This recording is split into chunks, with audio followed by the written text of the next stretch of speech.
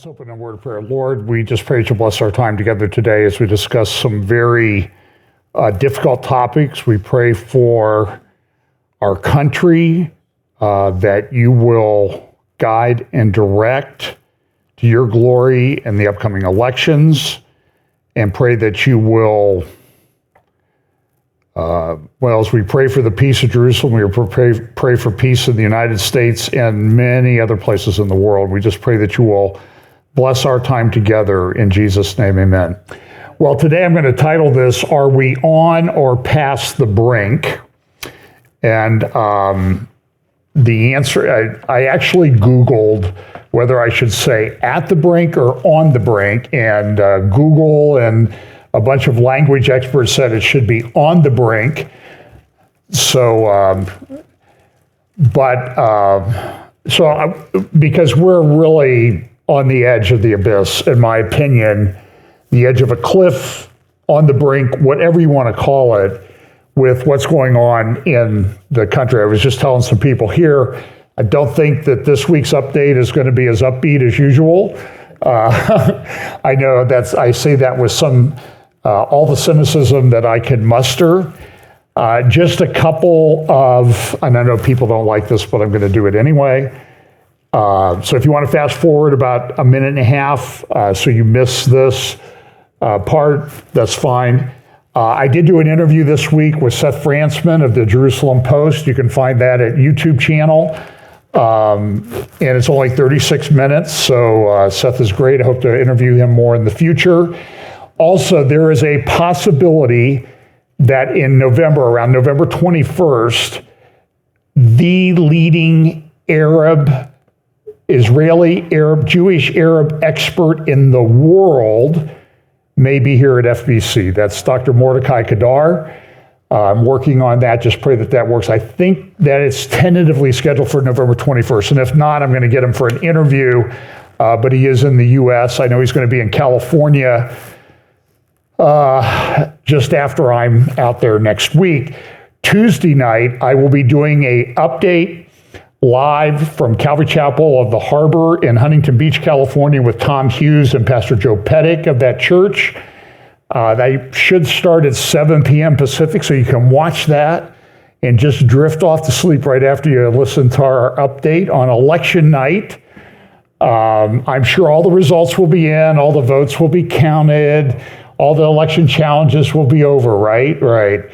And what I don't get to today, we'll probably cover there. And then Friday, Saturday, Sunday, I'll be speaking at the End of the World Conference. I'm speaking on Friday afternoon. So it'll be late afternoon here in Ohio. The End of the World Conference, you can go to hopeforourtimes.com and you can get that information at their events page and register. And there is a cost for the live streaming to defray costs, but it's also to raise money for Gihon Springs and some of the things going on in Israel and outreach that's being done there. So I always talk about, what am I going to talk about? And so this is sort of my working title for Friday, at the appointed time.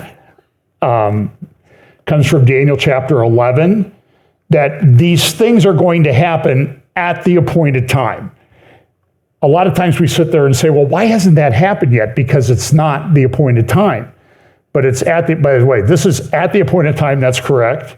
It wouldn't be on the appointed time, right? It's on the brink, but at the appointed time. So I'm trying to get all of that straight language-wise. This is what my mind looks like as we're doing things. And I've often said that I've been working on my wheel of prophecy. Just take that for a spin sometime and talk on whatever it lands on. By the way, you have no idea how much time that takes to do that, but that's neither here. I don't want any praise or anything for that. And we talk about this acceleration, convergence, logistics, and understanding. And let me just ask you a question. Does it seem like things are accelerating? When we talk about end times Bible prophecy events that we should be looking for, does it seem like they're converging? And then there are logistics. And I will, if I have time today, I'll get to logistics. And again, what I don't get to today, probably Tom and I will get to in the end, as we're sort of at the beginning of this period of time where we're going to see the seals. I don't think they're open yet. This is a big controversial thing. The seals opening, the horsemen riding. But I think one of the things that we need to understand is that when these horsemen ride, you know, the white horse, red horse, black horse, and green horse, or sometimes called the pale horse. I think green horse is a better characteristic. By the way, look at the colors.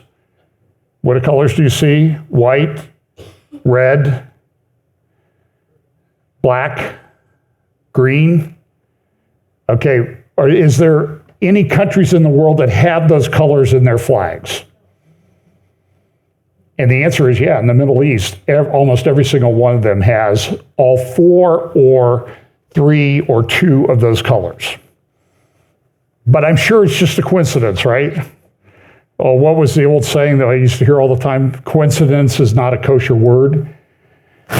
So we're looking at that, and then we're at this time where I think we're going to start seeing things. Daniel, the words are closed up and sealed till the time of the end. Many shall be purified, made white and refined, but the wicked shall do wickedly, and none of the wicked shall understand, but the wise shall understand. And in Daniel 11, it says the wise will understand and instruct many. So I think we're at this period of time where we're going to be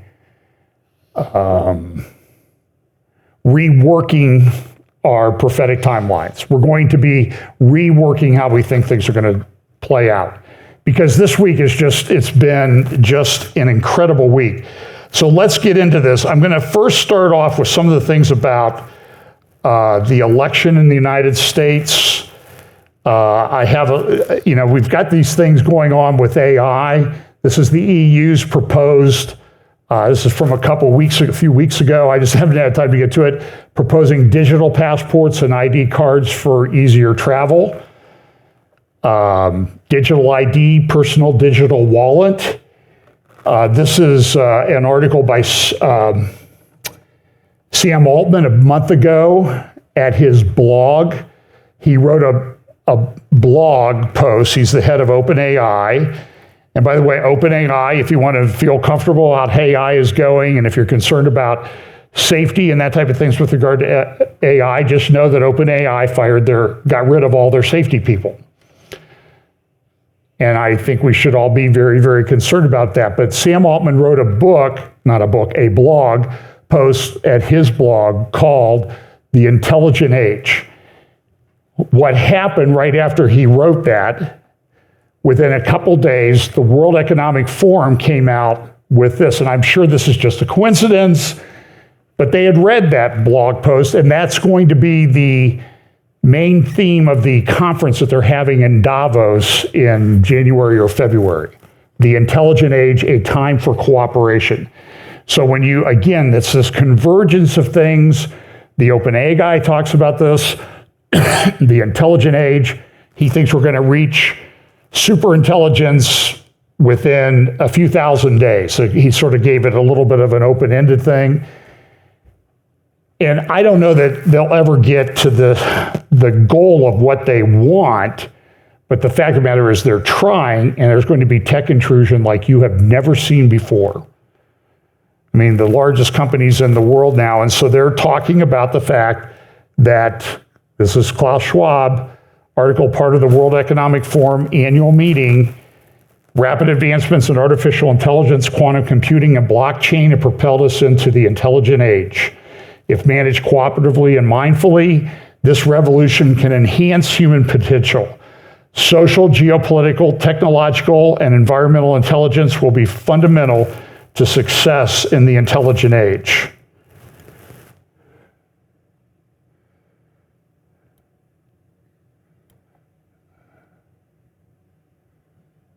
Let's see here. This is...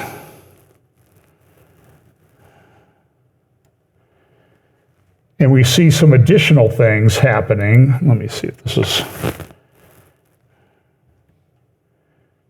By the way, this Jared Kushner tweet will probably be part of my talk in California. I'll talk about Spain and a little bit later, just absolutely horrible things that we've seen, hundreds of people still missing, hundreds of people dead. NVIDIA is going to replace Intel and the Dow Industrial Average. Sherwin-Williams is, so I guess you need artificial intelligence to figure out how to paint your house or something. I don't know. Maybe that's what you should take away from that. They're building this giant supercomputer. They're installing, it's the largest government-sponsored supercomputer in Denmark, and they're going to use it for everything. And they're going to solve change. Here's a lady at Microsoft. She's a budget hawk, but she's now leading a $64.5 billion spending spree by Microsoft, mainly in the areas of artificial intelligence. So NVIDIA, OpenAI, Microsoft, Apple. If you got a recent Apple update, it has things for artificial intelligence. So here's a guy who's sort of been involved in the tech business. Now, I know you're going to get upset, but he has a few things I want you to listen to. There's going to be about 4 minutes. And he was interviewed this week by Reid Hoffman, who he used to work with in the tech industry, and you'll know who it is when he starts. Understanding disease, I'm surprised people aren't more curious. You know, when I first said, what do kids die of?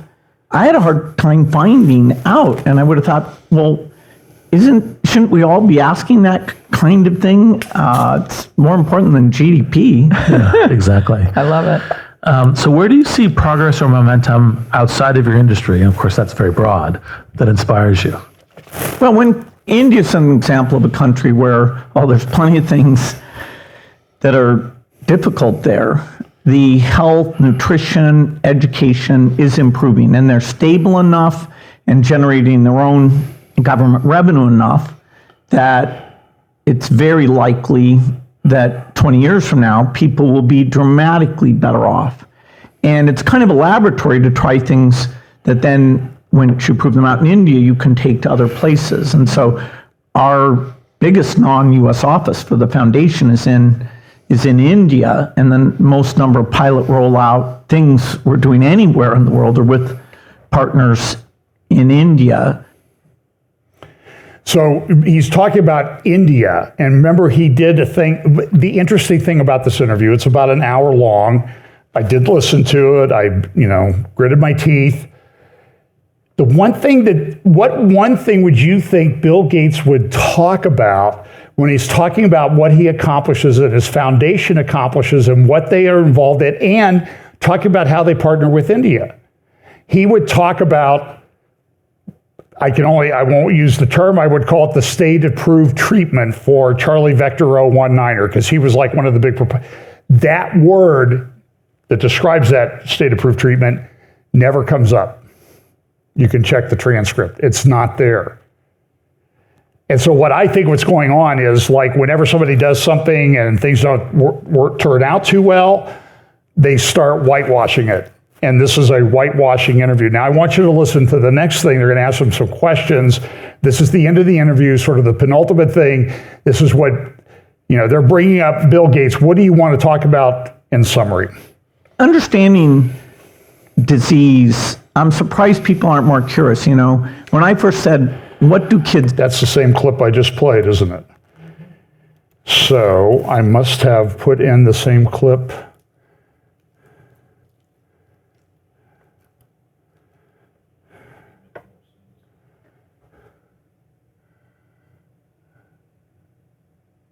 Here we go.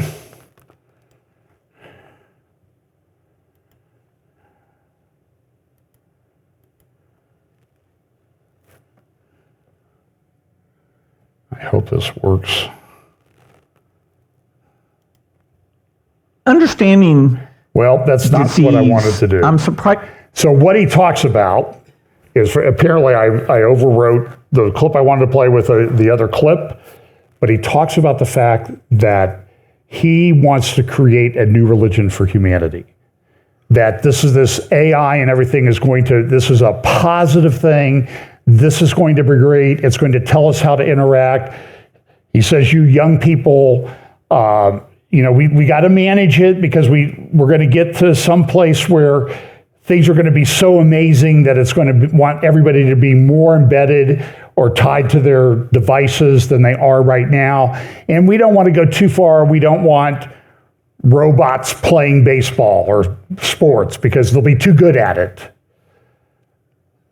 And by the way, I've seen some amazing things of these robots kicking footballs that are spinning like crazy and kicking them 70 yards through the uprights right down the middle, which I think some college football coaches would like.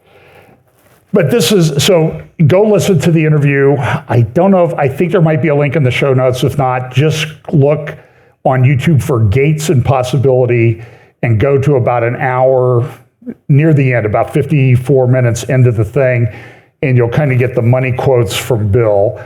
And maybe it was an act of mercy that I did the video right, so you didn't have to listen to more of them than you thought. But he's talking about a new religion for humanity. And that's what Sam Altman talks about. That's what these other people talk about. Jeffrey Hinton, who has warned about the problems with AI, just got the Nobel Prize. But everybody's moving down the road on AI. How far they get, I don't think is the issue. The issue is tech intrusion, and that is they're never walking that back. We're never going back absent a massive nuclear war all over the world that destroys all electricity and devices. I just don't see us going back to that. And so here's the local paper. This is probably the most I've read of the local paper in the last 4 or 5 years. Even when I had free access to it at work, I didn't used to read it because I just think it's garbage. Yeah, it's trash. But here's their front page this morning, America on Edge. So now what you're going to see, a lot of people have voted. You're going to see a lot of things over the next couple of days out of the mainstream media. Harris is winning. She's crushing Trump. And I see these polls posted. I don't know if I believe almost any of them, but one of them had Trump leading in everything except Virginia, where they were tied. All the big battleground states. The average of all the polls had Trump leading except one. Oh, look, Kamala Harris is leading Trump. She's crushing him in Iowa. I don't believe that for a minute, but you're going to see this stuff over the next couple of days. Look, we don't want you to go vote because it's not going to make any difference if you go vote for Trump because Kamala Harris is going to win. And then they talk about, the wealthy people are leaving if Trump wins and all this stuff. This is from the Times of the UK. It says this: whoever wins next week, this era of American discord is far from over. And that's pretty accurate. I don't know exactly where this is going to go. We'll know more on Tuesday. I'm not optimistic. And so I'm going to talk a little bit about what happens if you know who wins and it's not Trump. Because you need to understand the dire consequences. And look, I know Trump's not perfect. That's not what this is about. By the way, I'm not voting. I didn't vote for pastor in this. I voted for somebody to lead the country. The world is on the brink of world war. Well, it may not be on the brink of world war. It may actually be in world war. And you'll see a little bit about that in a moment. This is the New York Times editorial opinion page, Democracy Handled with Care. And look at some of the titles that they have in their editorial page. This election pits Guardians against counter-revolutionaries. Now, by the way, the Guardians are not people who are voting for Donald Trump. They're the counter-revolutionaries. And so you're going to see this narrative about the election and what's going on in the election. So the other day, Hugh Hewitt, you may know him. He's with Salem Radio. He also writes for the Washington Post. He lives I think he has places in California, Maine, and DC.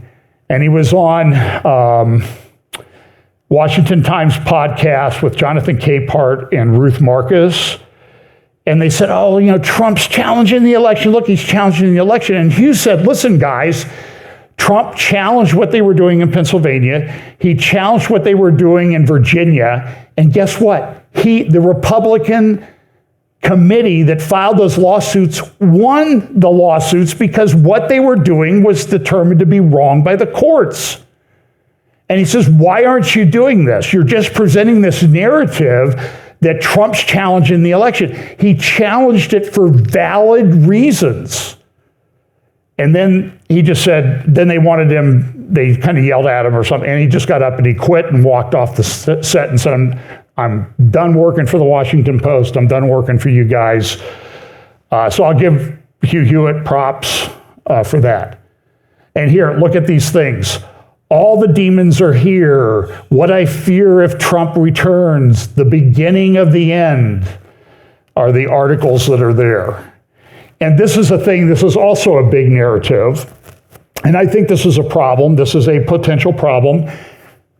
Trump got judges appointed to the Supreme Court. The Supreme Court said Roe versus Wade was improperly decided. My left-wing law professors, when I was in law school back in the mid-1970s, said Roe versus Wade was improperly decided. It was overreaching by the court. It made no sense.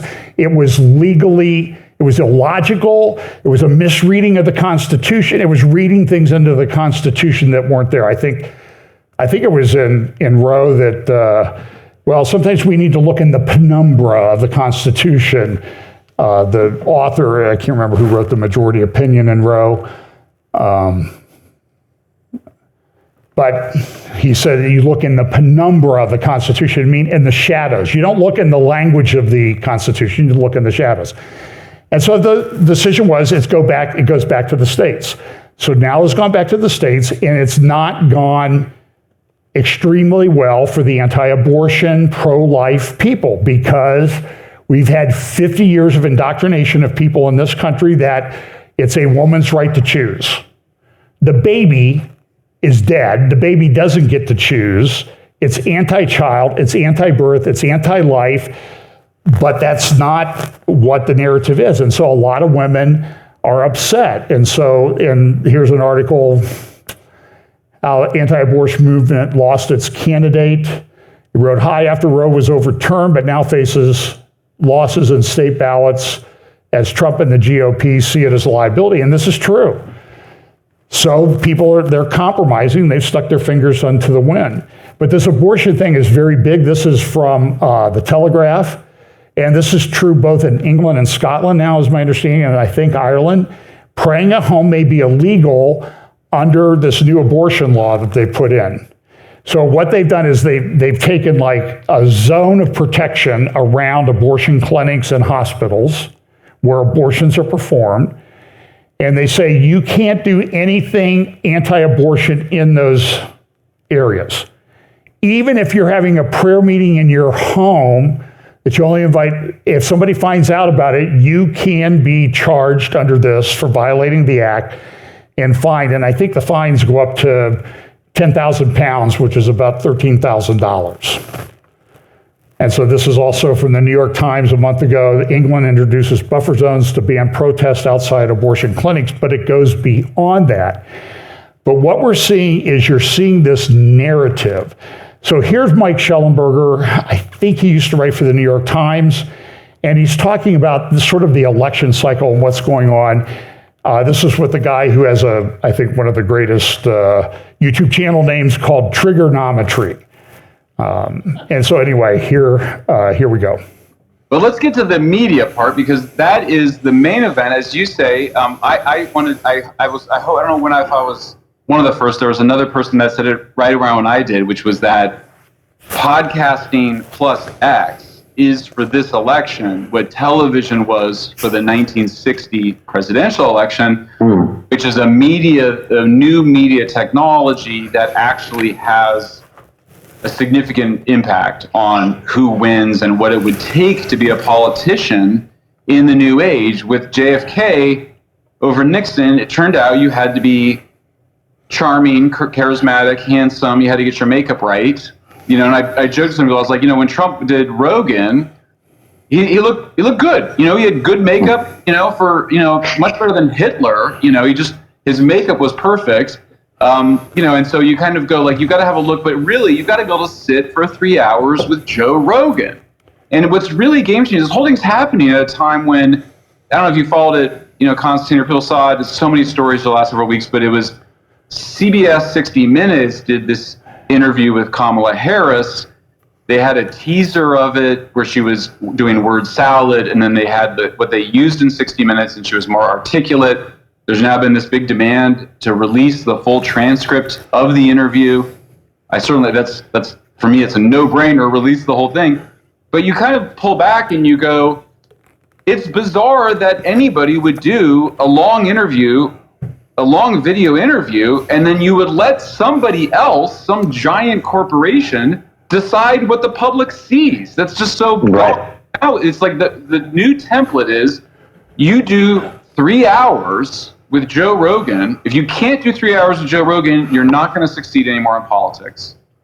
You got to be JFK, you got to be put together, you got to be charming, you got to do 3 hours with Joe Rogan, and then it'll be turned into 1,000 different clips. And they've got so you've got a big opportunity for characters like J.D. Vance and Trump who can actually sit for 3 hours. I just think there's real questions of Kamala Harris. Could she do 3 hours? I mean, it's a really, it's hard to do. Well, 3 hours that you would really want to listen to, that's torture. So listen, this is Nicholas Kristof in this morning's New York Times. How to End a Democracy. So what you'll see is that if President Trump gets elected, he will be identified as the end of democracy because he was democratically elected. Oh, so being democratically elected doesn't get you past the charge of being anti-democratic. It's insanity what's going on out there. There are ways to keep autocrats out of power. There's a couple professors from, Harvard that wrote this. There are ways to keep autocrats out of power. Why don't we use them? And you're going to see an attack like this. So now one of the attacks is going to be the narrative. The narrative is going to be, for example, Trump is accused of saying he wants to see Liz Cheney executed. So I'm going to play a clip from CNN, and then I'm going to play a little bit of the clip of what Trump actually said.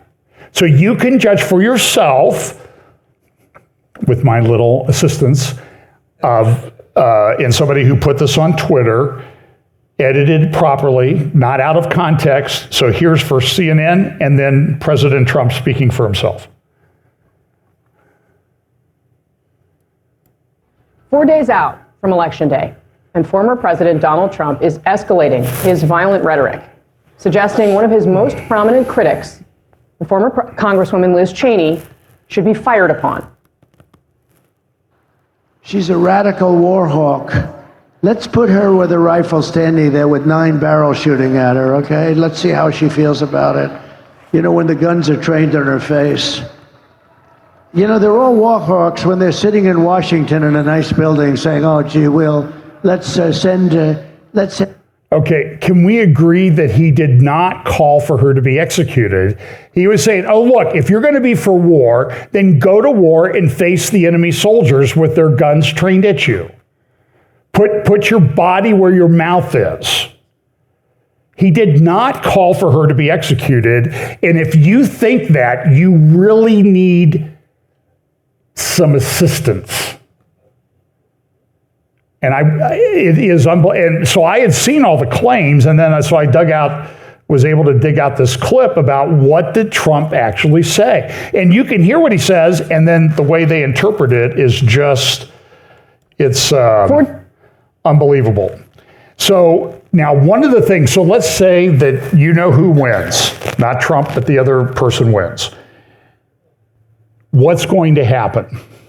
One of the things that's going to happen is I heard a Republican congressman interviewed the other day, I think it was on War Room podcast. Steve Bannon's back. He's out of prison now. By the way, the Democratic lawyers like Mark Elias are lying. They're lying through their teeth, folks. Mark Elias said Steve Bannon was convicted of a felony. He was not convicted of a felony.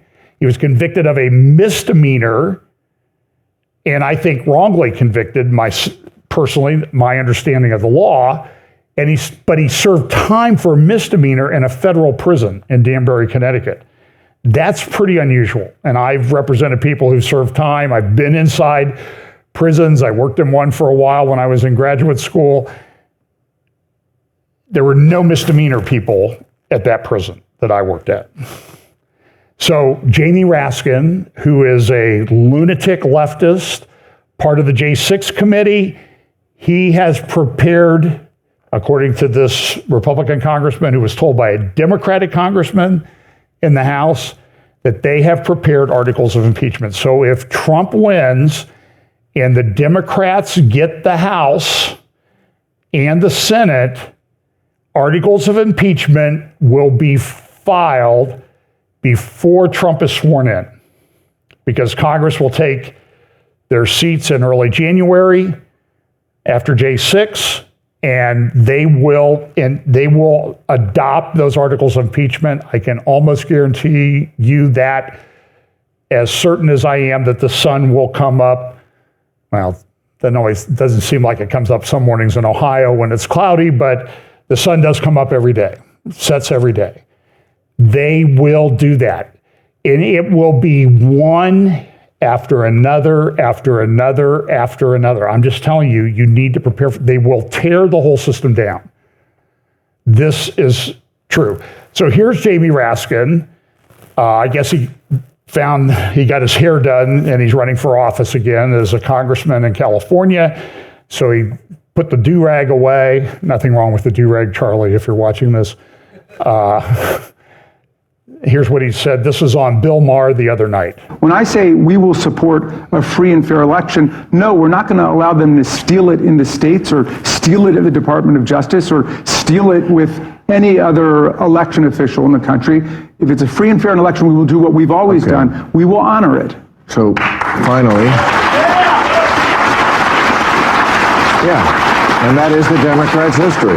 They honor it. That is the big difference between the parties. One of the big. What planet is he living on? And on that point, I'll tell you, the political scientists have told us the hallmark characteristics of a fascist political party. Number one, they don't accept the outcome of democratic elections that don't go their way. Yeah. Right? Number two, they embrace political violence as an instrument for obtaining power. And three, they're not organized democratically. They're organized top-down, as a cult of a personality around a charismatic or allegedly charismatic figure, right? Okay. We live in two different worlds. They're not even parallel. They're like bizarro world and real world. I remember 2017. Who was challenging the results? We spent years with this Russian hoax nonsense. And Bill Maher sits there with the straight face. Well, the Democrats have always accepted the elections.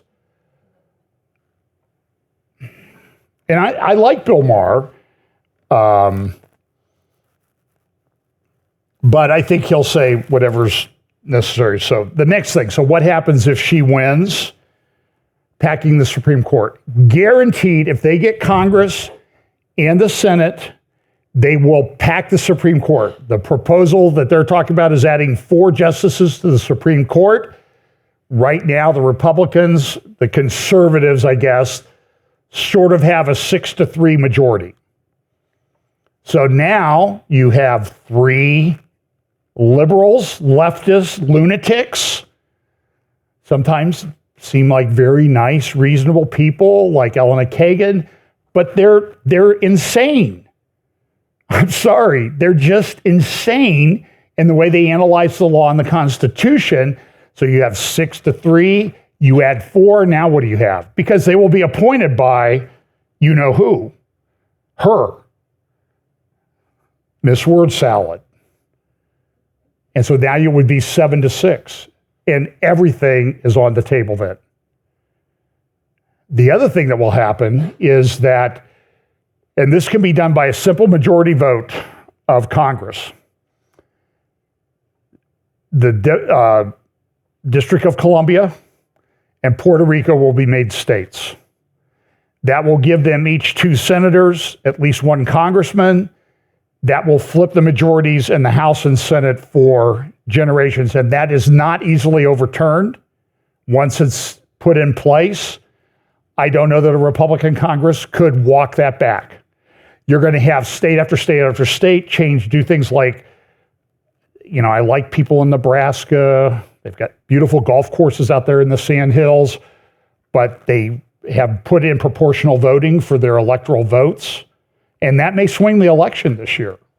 There may be one or two electoral votes that go to whoever does not win the majority of the state. Usually, whoever wins the majority in the state gets all the electoral votes.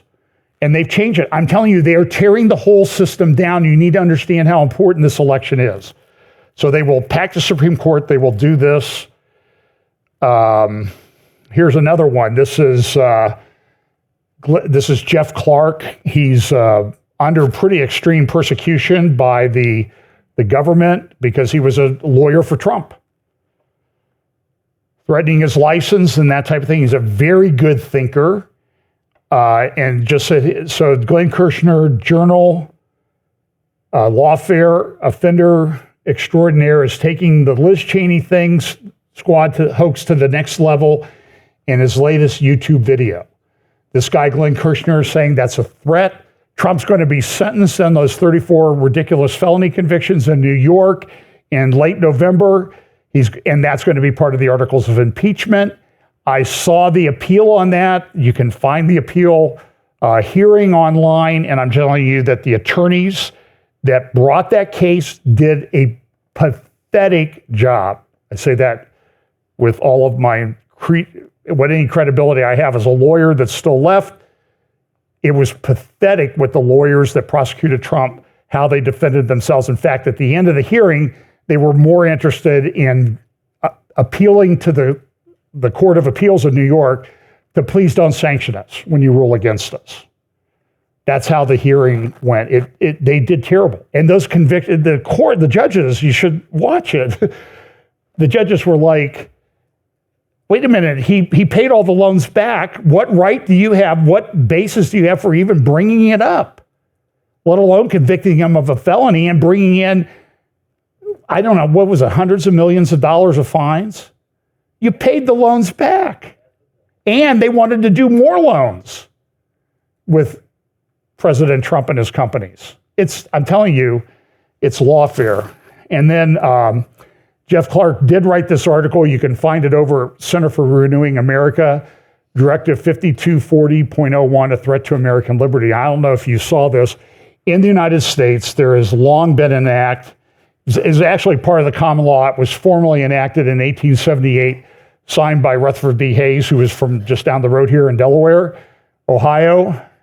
And it's called the Posse Comitatus Act. And it says you can't deploy the U.S. military against U.S. citizens. And so now they came out with this revised Directive 5240.01. It's from the Department of Defense. And it seems to undo that. And in the prior versions of 5240, they had provisions in there to protect people's civil liberties. You can't do something that's going to impact people's civil liberty, and those things have been removed.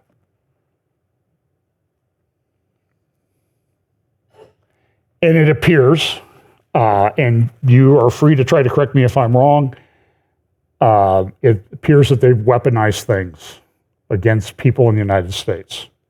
This is egregious. Now, I've been meaning to play for a couple weeks. I don't have time to do it.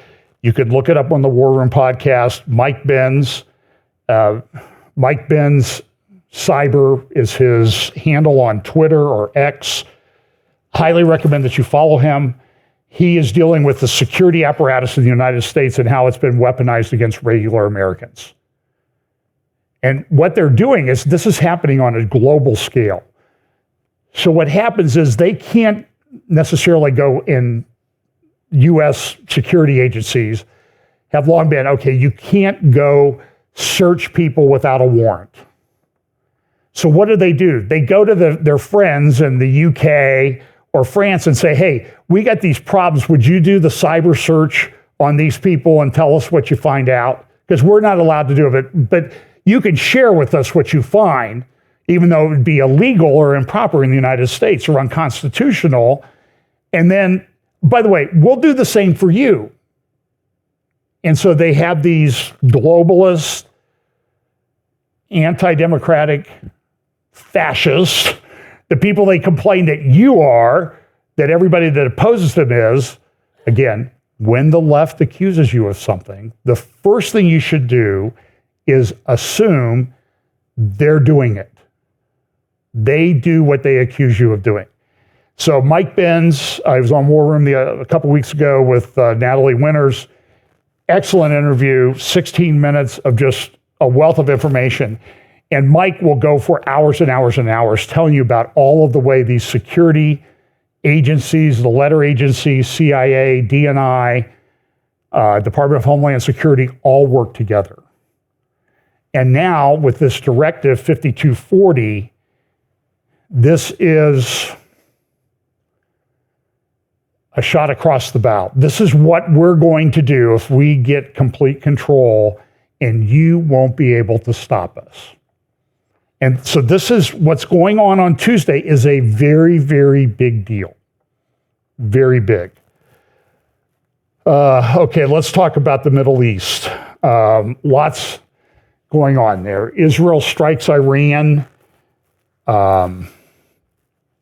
Expanding war. This is a headline I shared last week. I think it was from the Washington Post or New York Times. And it's sort of like, okay, Israel responds to these rocket attacks, missile attacks, and Israel's the one expanding the war when they respond. Again, it's part of the insanity that is rampant among the people here. Jamie Dimon from JP Morgan Chase spoke this week at the Institute of International Finance. I don't have a copy of the video. I've been looking for that. But this is Newsweek reporting. World War III has already begun. So Jamie Dimon would answer the question in the title this week, are we on the brink or past? Are we on or past the brink? And he would say, we're past it. We're in World War III with everything that's going on. You've got Korean troops in Ukraine. You've got Russia threatening things in the Middle East. You got Russia strengthening its alliance with Iran. You got Russia now this morning. Somebody sent me a thing. I haven't even have time to read it yet. I trust her summary of it. It's Iran is threatening to send missiles into Europe. And so the question is, does Iran have nuclear weapons? And if they do, what does that change, and what's Israel going to do? So now Israel's going to, they've struck Iran. They're going to try to do some things. Here's a map of the Middle East. Israel's doing pretty well in Lebanon, although they've lost a lot of soldiers, and they've not gone very far into the country. You'll see a map of that later.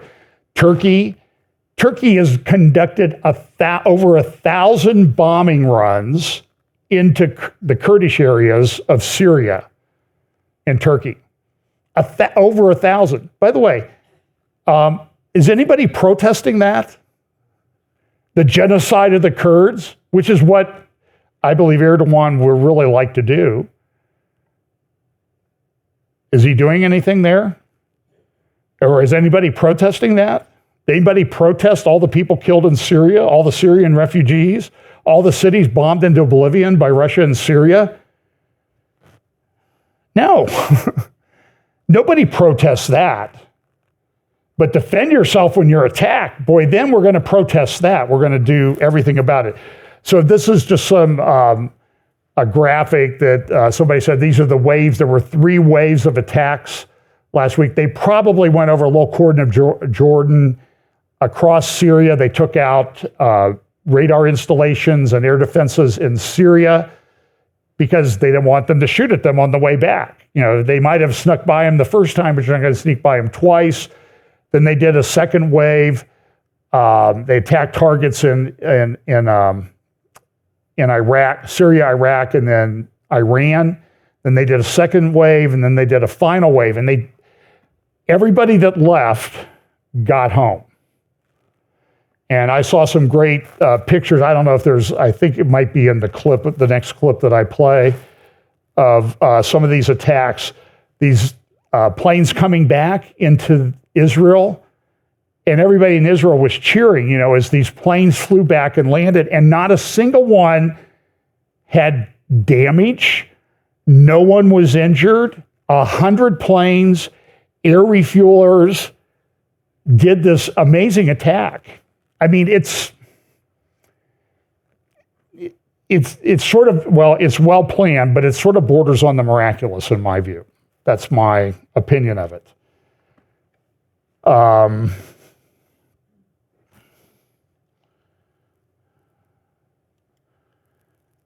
They talk about one of the things they want to do is you want to get close enough so you can send the missile down so it comes down perpendicular to the ground, which is going to cause a lot more damage.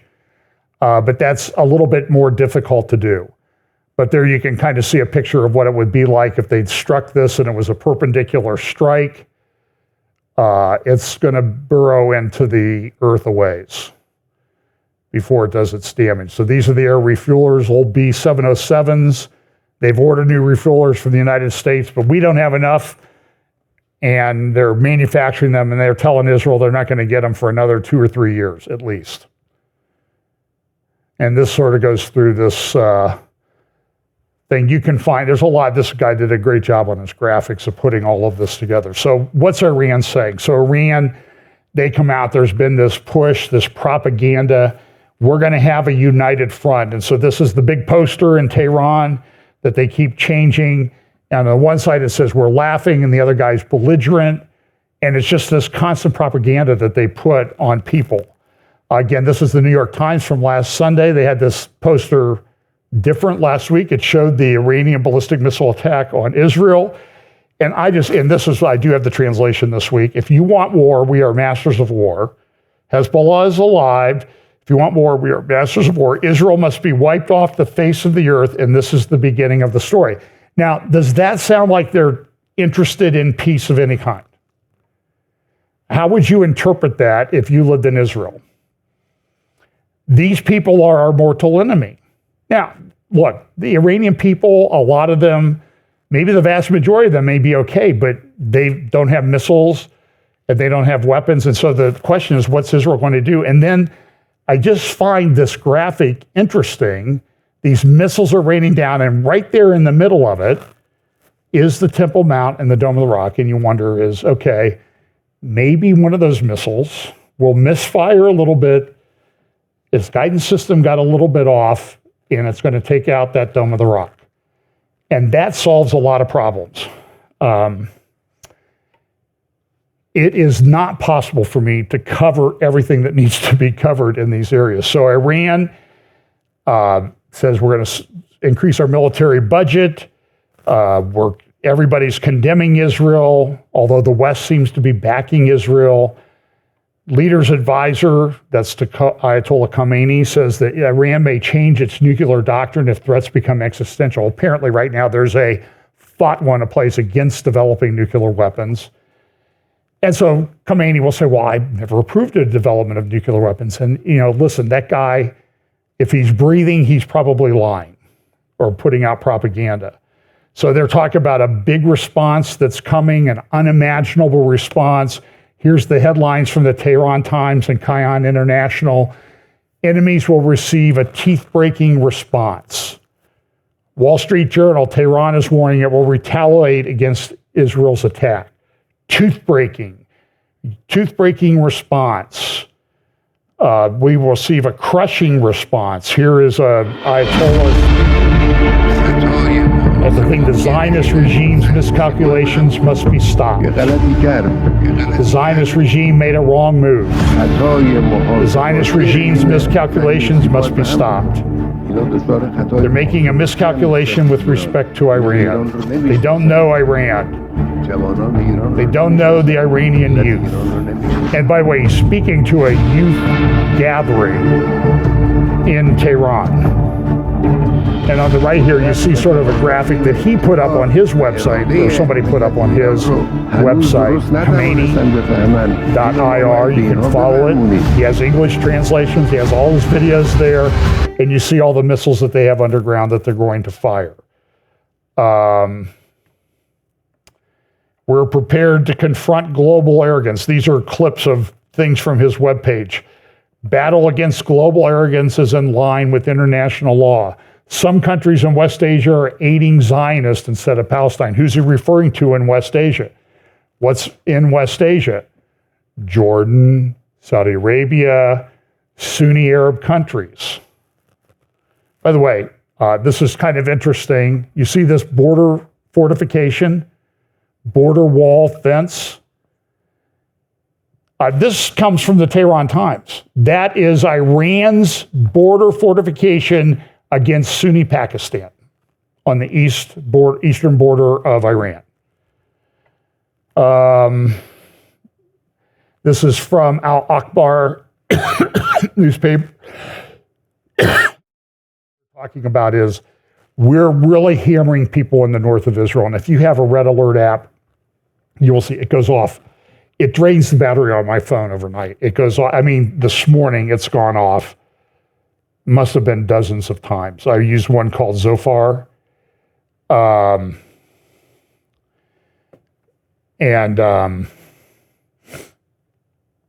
So Israel claimed in an operation that they kidnapped a Hezbollah operative in the far north of Lebanon, a naval operation. They went in and kidnapped. What Israel has done over the last 6 weeks is shocking in its coordination, its impact, its proof of its intelligence gathering. It is unmatched. I think it is unmatched in human history. And I think there's sort of a divine thing about that. So now this is interesting. So in the Arab news, you see over here, civil war decimates harvest in Sudan and Africa. And this is a country that, is in Bible prophecy. It's on the Red Sea. Russia's messing around there. Iran's messing around there, trying to get pro-Iranian, pro-Russian people in place because they want the ports that are on the Red Sea so they can control the Red Sea. They're not going to just rely on the Houthis because somebody might decimate the Houthis.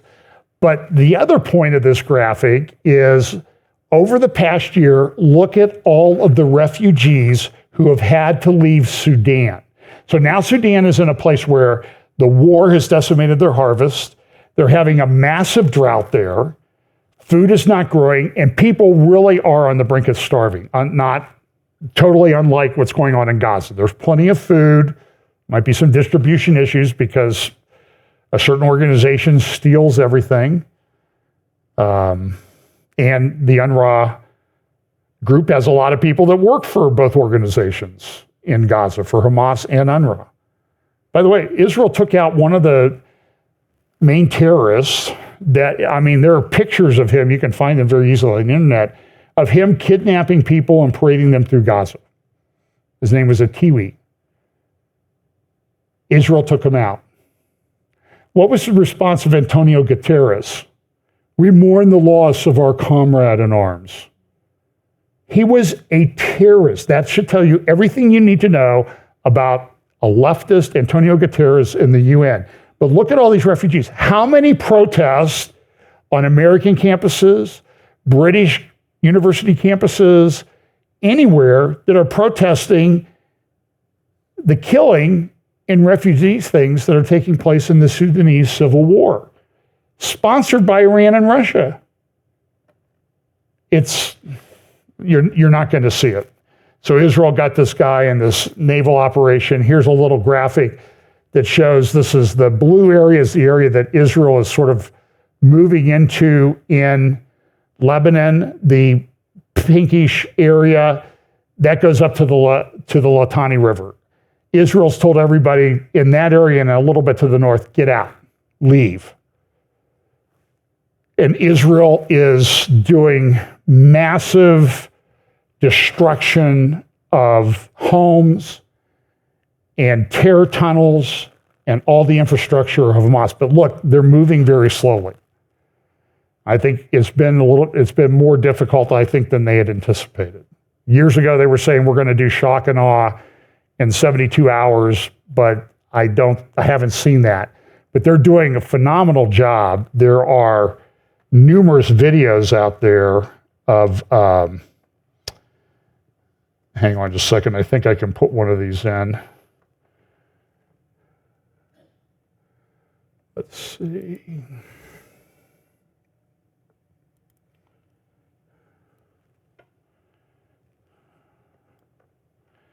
Okay, here's one. Here's an example of this is just one of many, many dozens of examples that you can find of a destruction of terror tunnel system in southern Lebanon.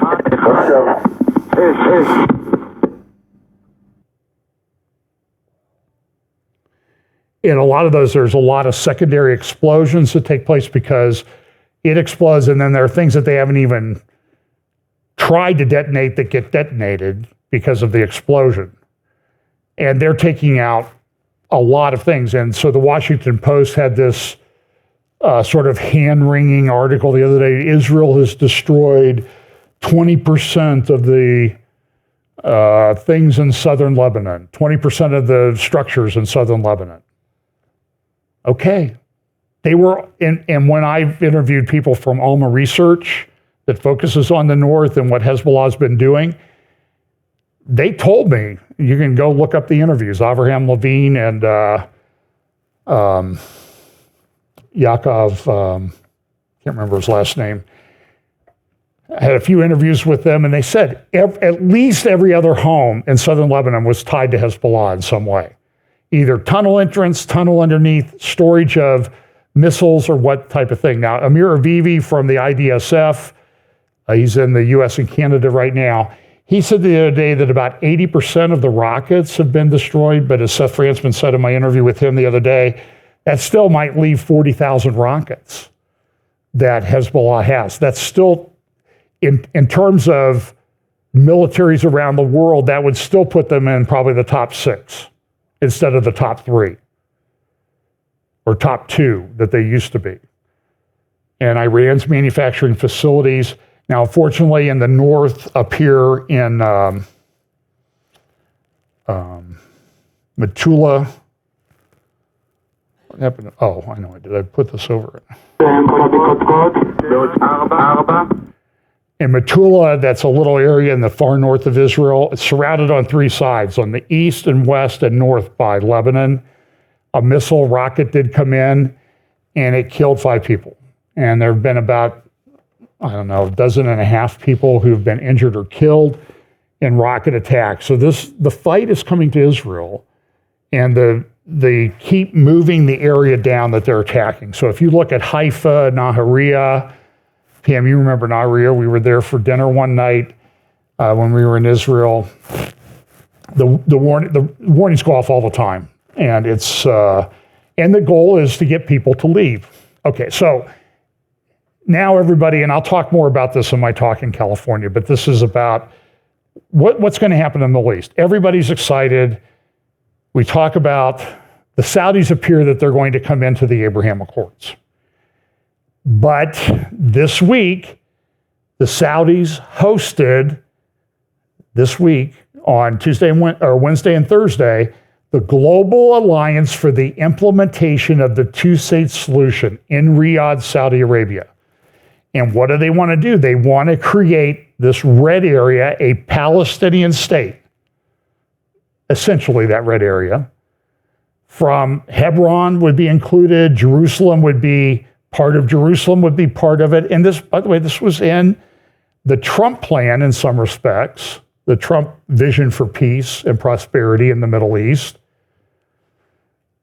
And now the Saudis appear to be on board with it. Now, so here is Prince Faisal, the foreign minister of Saudi Arabia. I think is Prince Faisal bin Saud. I mean, he's got a whole bunch of names, and I think bin Saud. So he's of the Saud family, probably a cousin of Mohammed bin Salman. I'd have to look at the family tree to keep them straight. And he came out, he denounced this. He said this, Prince Faisal said ties with Israel would not be normalized without a Palestinian state, which remained the only viable solution to the Middle East conflict. In reality, the establishment of a Palestinian state is not tied to whether or not Israel accepts it. It's tied to the principles of international law. The UN resolutions that led to the establishment of the State of Israel clearly envisioned a Palestinian state as well, so we need to make that happen. So I would ask Prince Faisal, listen, okay, you're all about the UN resolutions. Jordan occupied that area from 1948 to 1967. Have you ever condemned Jordan for what they did? And the answer is no one did. Remember, Jordan had problems with the Palestinians. How many died in that Black September massacre? 18,000? They expelled them to Syria. They went to Lebanon. They caused problems in Egypt. And then the question is, so how many Palestinian refugees have any Arab countries taken in since this war started in Gaza a little over a year ago? And the answer is 0. Big, fat goose egg 0. How many are they going to take in the next year? Big, fat goose egg 0. Let Israel deal with them.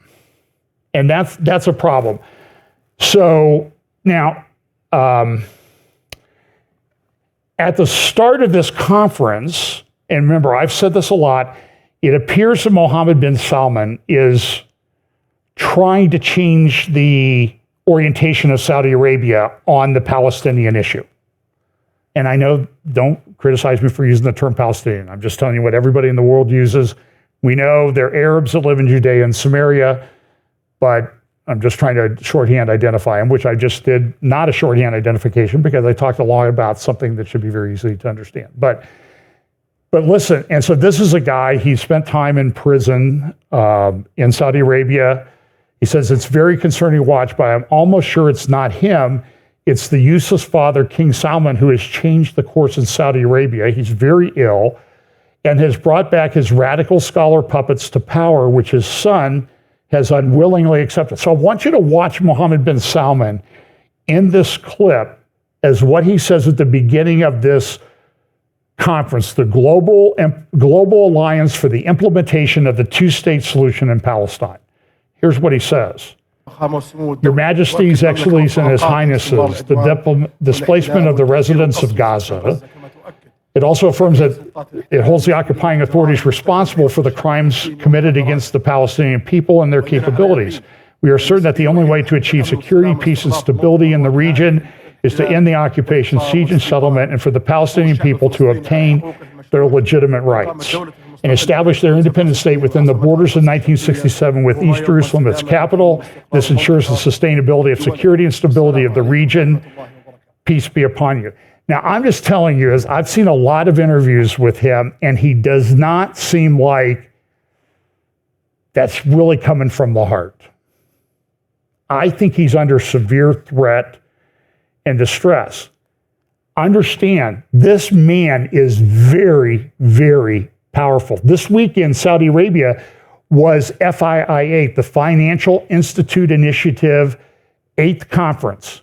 At the first conference back in 2017, that's when Mohammed bin Salman came out and announced the Saudi Vision 2030. There's that date again, 2030. I think this is very significant in a lot of the world. You have the sustainability goals for 2030 at the UN. You have the Pact for the Future. 2030 seems to revolve around this. But understand who this Mohammed bin Salman is.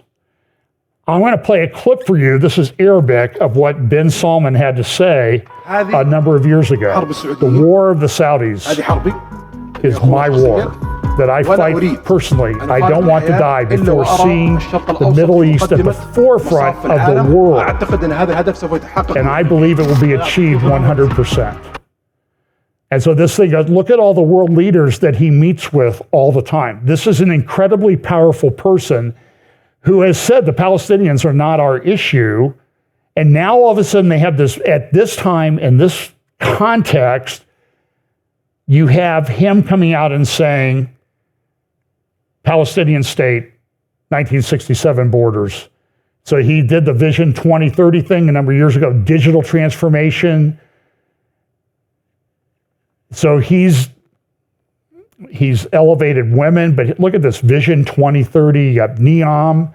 Now they've scaled that back some, but these are parts of the NEOM. These are things that some of them have already been built and started. Mountain resort, ocean resort, island resort. A gateway to technological advancement in the kingdom. And this was a theme at the FII thing. Here's Prince Faisal talking at the FII 8th conference. The kingdom is very different than it was 20, 30 years ago.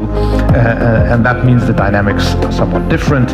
We are working together very, very differently. And it also means that we are playing a bigger role in our own national security interests.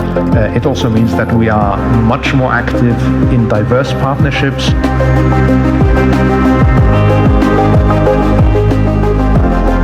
So you can go watch all that conference if you want. Everybody puts it, and that's, by the way, of the important business technological conferences in the world, the Financial FII Institute is one of the most important. You've got Davos, you got the World Government Summit in the United Arab Emirates. You have the St. Petersburg International Economic Forum, SPIEF, in St. Petersburg, Russia, and then you have the Saudi FII Institute.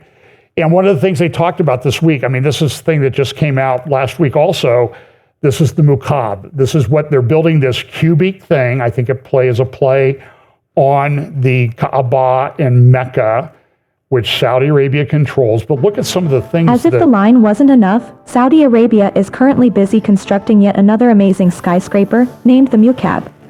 Taking the form of a super tall cube, new information has been released that details the build progress so far and the sheer scale of the project. The Muqab will reach a height of 400 meters in the Saudi capital Riyadh, but more impressively it will also be just as long and wide, making it so large that, according to the Saudi government's public investment fund, it could fit 20 Empire State Buildings inside of it. And it will actually be the world's largest building. Its decorative exterior is inspired by traditional Islamic architecture, while its interior will have a floor space of around 2 million square meters. At its center will be another large twisting tower. Think of it like a big box with a large twisting structure inside. The Muqab will also feature some kind of holographic system that will be used to depict underwater and strange otherworldly scenes inside the cube structure, which all sounds a little reminiscent of the Sphere's fancy 4D immersive cinematic experience, but we've no further details yet. Excavation work is almost complete and 10 million cubic meters of earth has been moved to date. The excavation process has required the daily use of roughly 250 excavators and over 400 pieces of equipment to manage all the soil, with construction workers putting in a total of around 3 million hours of labor so far. Additionally, a bridge is being constructed to allow everything to move smoothly. Developer explains that New Maraba will also construct a temporary bridge that will serve as a critical enabler, connecting the construction site by crossing King Khalid Road. This connection will facilitate ongoing development and pave the way for the initiation of Muqab piling in the coming months.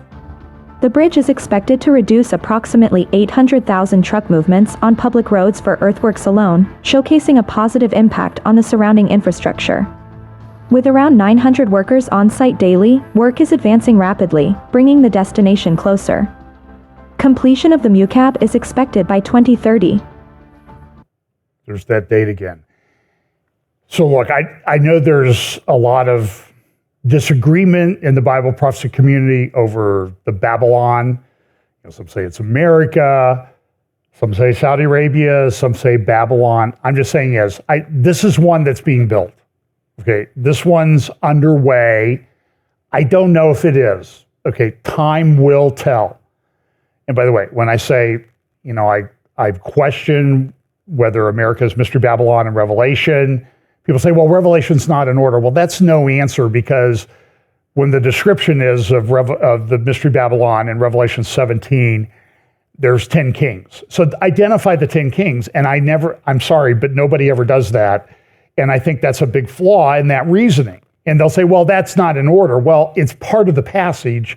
So, but listen, that doesn't mean that I don't think America is not deserving of judgment for the things that we've done. So, by the way, speaking of royals, and people who think, that he might be the Antichrist, there's a big article in the Times of London today about the property empires that fund the royals. And I mean, they own stuff all over England. They get all this money. But my question is, so the guy who's into the Mukhab, Neom, Octagon, Turinga, does this seem like the guy who's going, unless something is going on, he's going to cave on the two-state solution? It seems like the world is trying to put in place something that they're going to shove down Israel's throat. I've contended this for a long period of time. By the way, want to know another thing that's going to happen if she gets elected? Even if she doesn't get elected, watch out what happens with executive orders, UN Security Council resolutions. We know this is what Obama did back in 2016 on Resolution 2334. The UN Security Council did not veto it. This time, I think they'll vote for it if Trump wins. They're going to put as many roadblocks in place to everything that he might want to do as possible. You think Directive 5240 is the last of what they're going to do if they lose the election?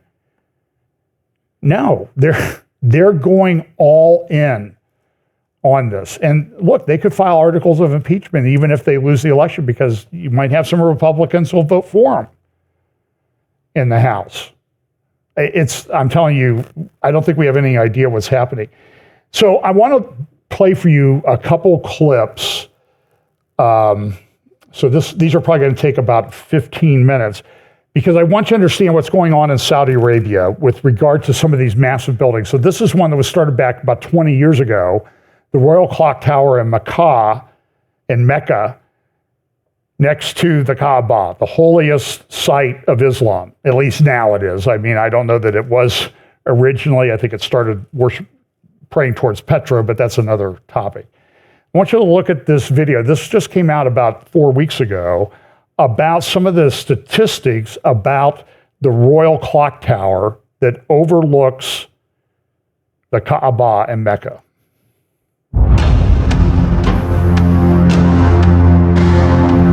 This is one of the biggest and tallest buildings in the world. But you've probably never heard of it.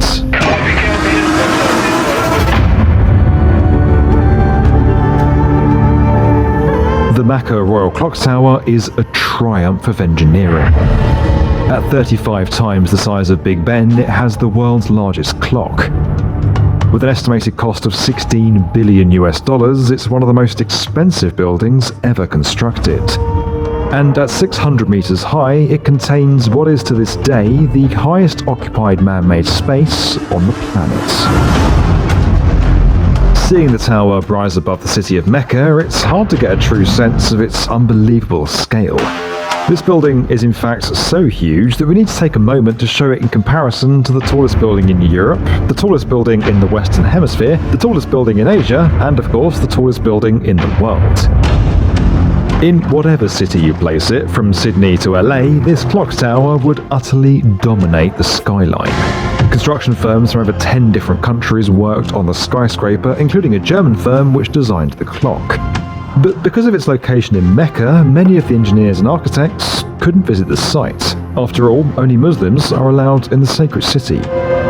Mecca is very conservative. There's a passport control. There is like a border going into another country. Some of the construction team, including glazing experts from Poland and Germany, converted to Islam so they could work on the projects. The company Riva is near Stuttgart in Germany.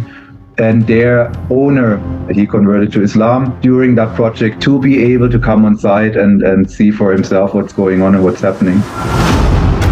This is the wild story of how one of the world's most unique and ostentatious skyscrapers was built.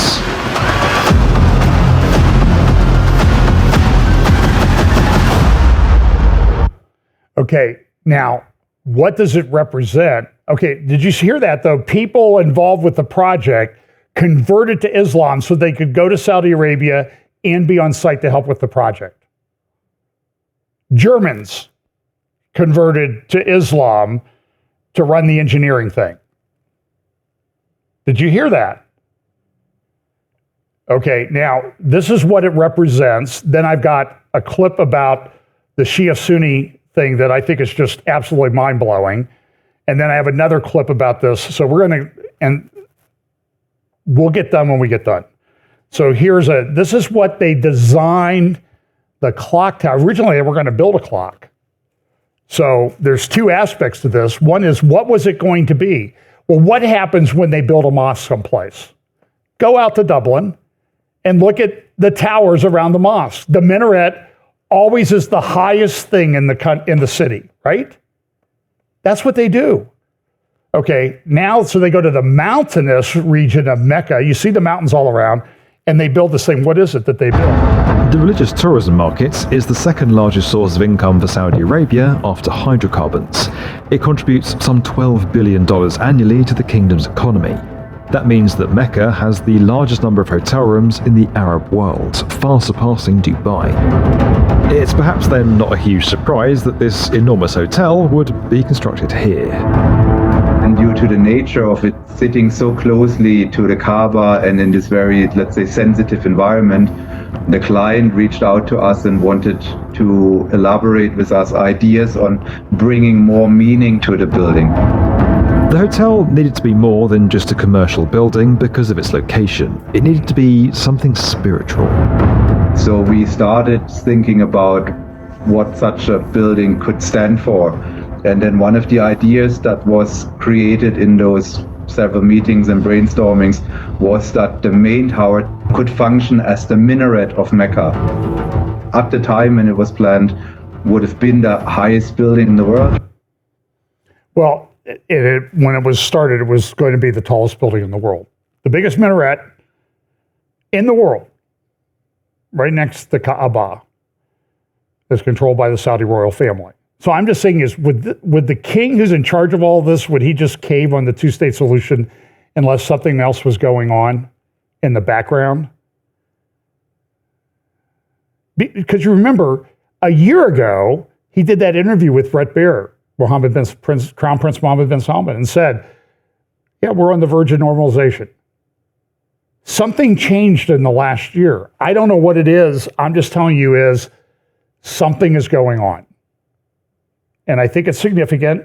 And I do think it relates to Bible prophecy. And we can argue about covenant and all this stuff of Daniel 9 and that type of thing. But I'm just telling you is, I think we're at this stage where we're going to have to start reformulating some of our conclusions about things. Now, that may require humbleness on some of your parts. Not mine, of course, but I was going to say something about arguments from silence. I hate arguments from silence, except when they work in my favor, which is occasional. So I'm going to play one more clip about this clock tower. I want you to listen closely and remember the description of the Antichrist.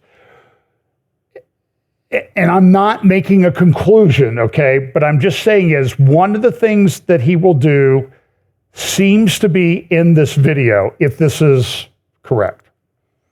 Turning this hotel into an enormous minaret wasn't enough. The client wanted even more.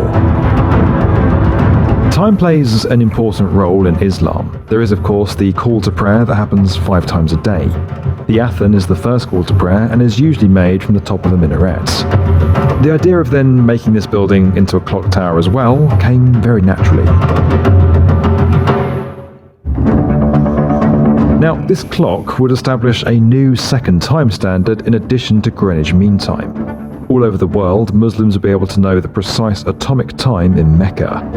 That would allow Muslims to begin holidays and special occasions like Ramadan simultaneously, regardless of where they are on Earth. So when these things come about, they're going to come about in different ways, maybe not the way that we think. And I'm not saying I've made a conclusion about this or anything like that, but I do know Daniel says at the appointed time, or when this person comes on the scene, he will try to what? Change times and seasons. As I'm just saying, and the interesting thing about this is this is a totally secular, pro-Saudi Arabian project. Now, there's a conflict between Sunni and Shia, and so there's this video here. The average. This is Rawan Osman. She grew up in Syria. She grew up in a home where one parent was Sunni and one parent was Shia. So it's sort of like if you want the conflict of the ages in the Islamic world, grow up in that kind of home. So what did she do? She left and she went to Israel. And she said, I went to Israel to get to know the Zionists, and I love them. So she was on Elon Levy, The State of the Nation. This is one of the most incredible interviews about a month ago. I want you to listen to part of this, about 5 minutes.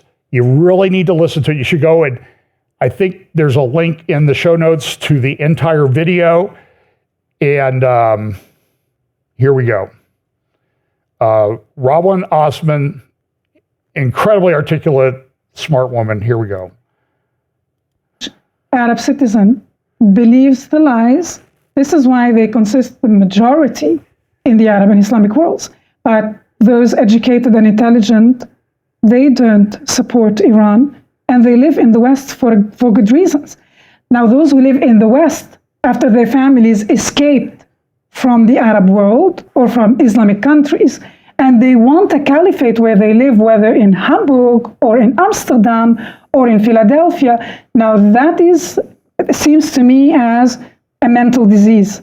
They don't understand what they're asking for, and I advise, careful what you wish for. Because if you get it, you will understand then what do they mean by a caliphate. See what she's wearing? I don't know. Haven't we seen a sample of that when ISIS took over parts of Iraq and Syria? And if we can just go back, because I'm still trying to understand the connection between Sunni terrorist groups and their Shia patron, the tension between Saudi Arabia and Iran, their geopolitical competition in the region, does that have anything to do with the ancient theological schisms between Sunni and Shia Islam? Or is this idea of a contest between the Sunni and Shia worlds simply a fiction of, figment of the imagination of Western academics now, and it has nothing to do with that? No, absolutely. There's the Sunnis and the Shia, at the end of the day, they are set to kill one another because they have conflicting narratives. And who's gonna rule and govern the Islamic world? The Shia think that they are the righteous ones, and yet Mecca is in Saudi Arabia. So the pilgrimage happens there, and it generates a lot of money. And it gives an authoritarian role to Saudi Arabia. This is why they lead the Islamic world. Now imagine this. Imagine if Iran could have Jerusalem. It would be somehow the equivalent of Mecca. They could, if they restored that, they could lead the Islamic world, not only the Arab world. Oh, that's fascinating. So you're saying that essentially part of the reason that Iran is so committed to supporting terrorist organizations that want to conquer Jerusalem in the name of Islam, and that it's pushing for Palestinian statehood, is because it knows that that Palestinian state would be an Iranian client state, and that Iranian control of Jerusalem would put them on a par with Saudi Arabia for control of the entire Islamic world. Absolutely. As simple as that. They want to lead the Islamic world. This is why they portray Saudi Arabia as a traitor of their cause, of the Islamic Ummah, and they are set to restore the dignity and one of the holy sites of Islam. Yeah. And therefore, those in the West who are calling for the creation of a Palestinian state that would control the old city of Jerusalem, knowing that the Iranian regime plans to flood the region with weapons and turn a future state of Palestine into an Iranian client state, just like Gaza and Lebanon and Yemen are Iranian client states, are in fact playing straight into the hands of the theocrats in Tehran who want to control Jerusalem in order to take leadership of the Islamic world. People who are supporting a Palestinian capital in East Jerusalem over the old city are playing straight into the hands of the Iranian regime's plans for regional domination. Yes, and I think that is why Jordan and Egypt will help Israel, no matter what, because they know what it means if Iran, after having a corridor, it's way larger than a corridor, meanwhile, through Iraq, Syria, and southern Lebanon, they know what it means if they took over Palestine, what it means for them, because they are Sunni states who collaborate with the West. So when Iran attacked Israel, they were helping the Israelis fend against the Iranian attack. They didn't do it because they wanted to protect the Israelis. They do it because they know if the Iranians took over, they don't stand a chance in the region. And so when Israel attacked Iran, this is very interesting. What did they do? They went through the Iranian corridor, through Lebanon, through Syria, through Iraq to attack Iran. It was an in-your-face attack on an epic scale on many levels, psychological as well as physical. And she's exactly right. But so the narrative is, so this is why when you see the memorial pages, they haven't updated them, Mike. I think they're behind because so many of them have been killed. The Hezbollah memorial pages of the fighters, Nasrallah doesn't even have his own page yet. I don't even think he's been buried yet for his at least in a formal ceremony, because it would be, what's the saying, a target-rich environment if they had that for him. But all their memorial pages say he was martyred. In fact, on the Al-Manar website, martyred, Nasrallah's picture, the Dome of the Rock, martyred on the road to Jerusalem, because that's what this is all about. That's prophetic stuff. Now, I'm just saying we need to pay attention to this. We need to kind of set aside some of our preconceived notions that it's going to be this or it's going to be European or something like that. I don't know that. I'm just saying I'm giving you facts on the ground right now.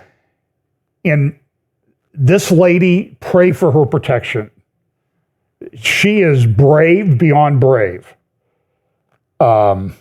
And this is an issue. This is an issue in our election.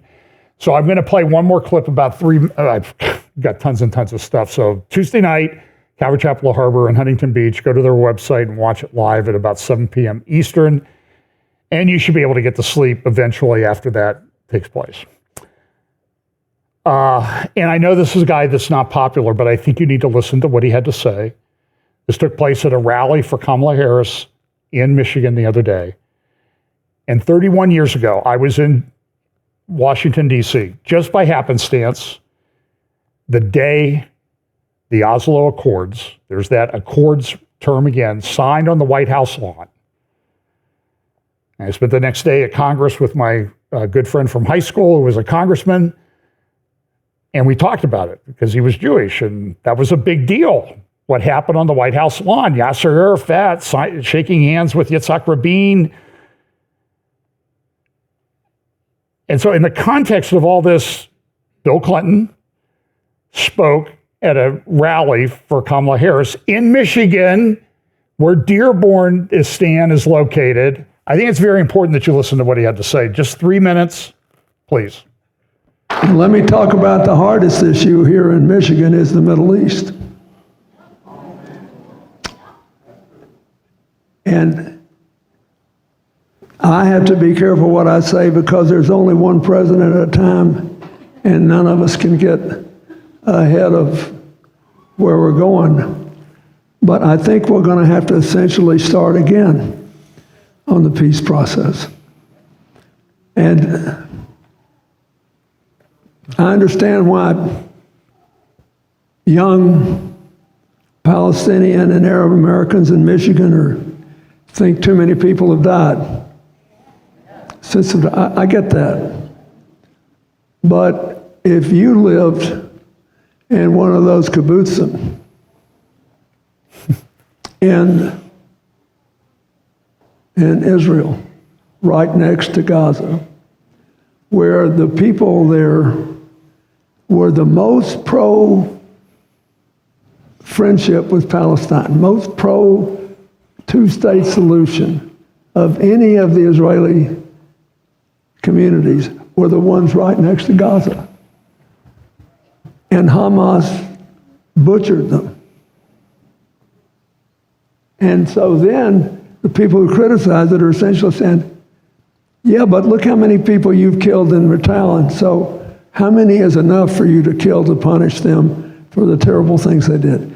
That all sounds nice until you realize, what would you do if it was your family and you hadn't done anything but support a homeland for the Palestinians, and one day they come for you and slaughter the people in your village?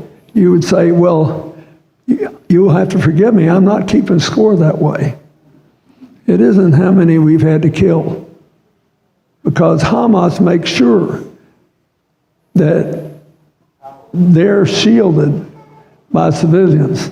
They'll force you to kill civilians if you want to defend yourself. And look, I worked on this hard.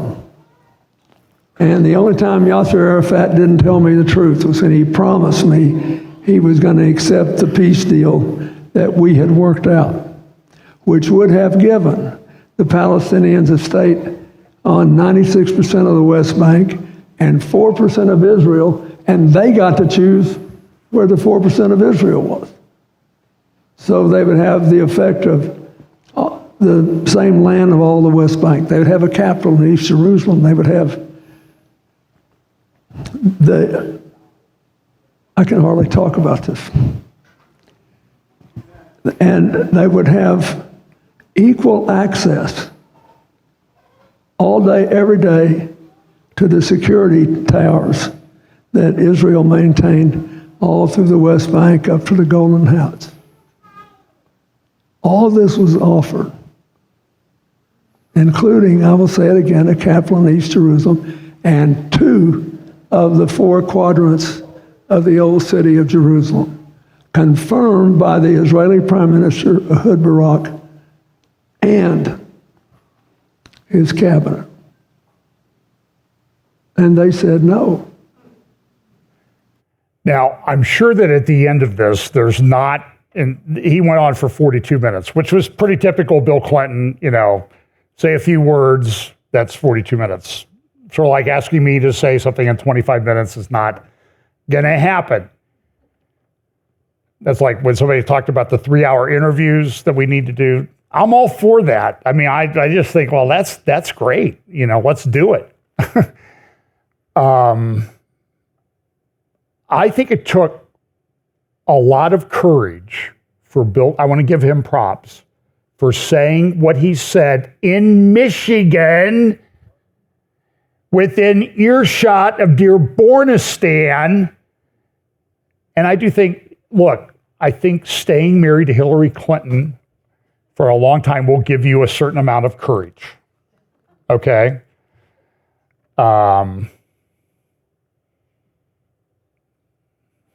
This is crazy. So there are links in the show notes to there's several articles. One is Abigail Schreier, who's written about the trans issue quite a bit. She has an article at the Free Press, Barry Weiss's website. It's actually pretty good. You ought to follow her podcast. Don't agree with her politically, but she left the New York Times. She's Jewish. She couldn't stand it there anymore for obvious reasons. Abigail Schreier says she's got this great article at the Free Press called The Kindergarten Intifada. What they are doing in Los Angeles, I've got videos. They are teaching their teachers to take kids to pro-Palestinian marches and putting them on buses and say, don't put them on a bus that's got school markings on it because we want to fake them out. We're going to indoctrinate your kids this way. And that brave lady who was interviewed by Elon Levy, Robin Osman, she would say, you want to do this in the West, in Philadelphia, and I would add in Los Angeles and Southern California, it's a mental disease. That's the kind thing that you would say.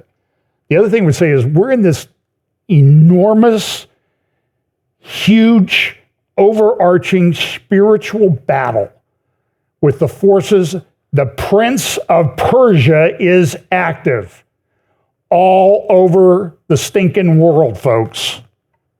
This is a battle of spiritual proportions. It's an end-time battle, and it's something that we're living in right now, right here, and you see so go get Abigail Schreier's article, read it, and then also Caroline Glick put this up. Links in the show notes also at Commentary Magazine. Purging Jews from the arts. Arts associations all over the country are saying, you're Jewish, you can't write for us, you can't draw, you can't paint, you're banned. They're making the arts in the United States Judenrein. Folks, I don't know how to convey to you what I feel. So I think, listen, the interview with Elon Levy of that brave lady, that alone should make this update go viral. Please share it, like, subscribe, follow us, and, there's B-52s being sent into the United States, by the United States. And then in the midst of this, we have this horrible thing in Spain, hundreds of people dead, hundreds missing.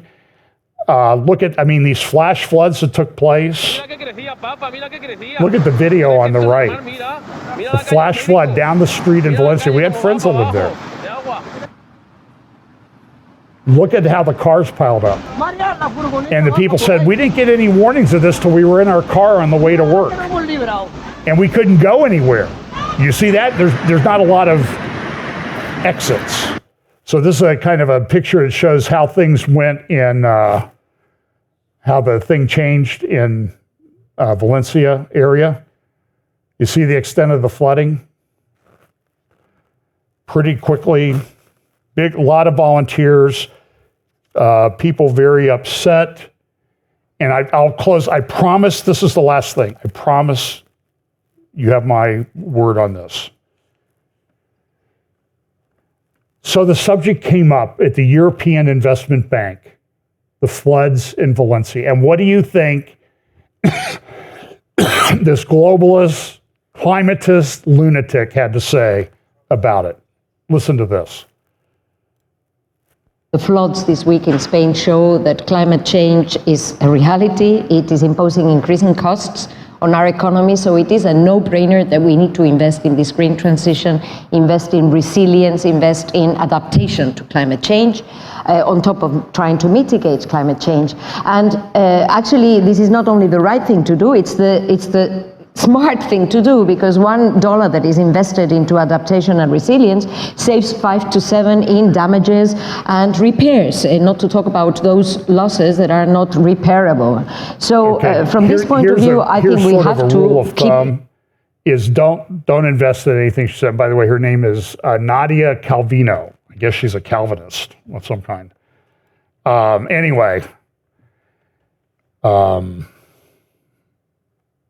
It's the world. I think I've answered my own question. Are we on the brink? Are we on or past the brink? I think we're past the brink, officially. So pray for your safety, vote, and batten down the hatches, I guess. So pray for everybody's safety. Okay, let's pray and let's... I think net zero refers to the mentality of people behind this, but that's another subject. Okay, let's pray. Lord, we do thank you for giving us the opportunity to live at this time when the issues of the spiritual battle that we're engaged in are so crystal clear. Use that clarity to motivate us to share the gospel with those around us, because things can change very quickly and very dramatically